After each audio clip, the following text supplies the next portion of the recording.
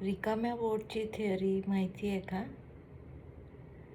जेव्हाही आपण समुद्रातून जात असतो आणि एखादी बोट आपल्याला येऊन जर टकरावली तर आपल्याला खूप राग येतो. आणि मग आपण जेव्हा पाहतो तर त्या बोटीमध्ये कोणीच नसतं. मग आता काय करायचं?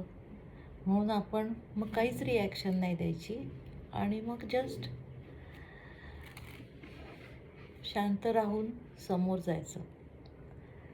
तसंच आपल्या आयुष्यात पण आहे.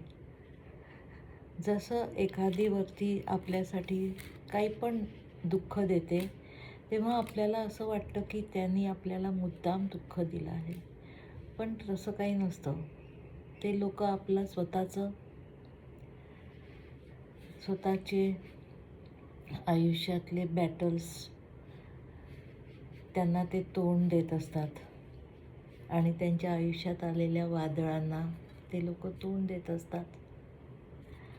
पण त्या माणसाने आपल्याला हे त्याच्या ध्यानातही नसतं की त्याने आपल्याला दुःख मुद्दाम दिलं आहे. म्हणून आपण समोरच्या माणसाला समजून घ्यायचं आणि मग विचार करायचा की जाऊ द्या, आणि मग सगळं सोडून द्यायचं आणि मग आपण आपल्या आयुष्यात पुढे जायचं. बरोबर?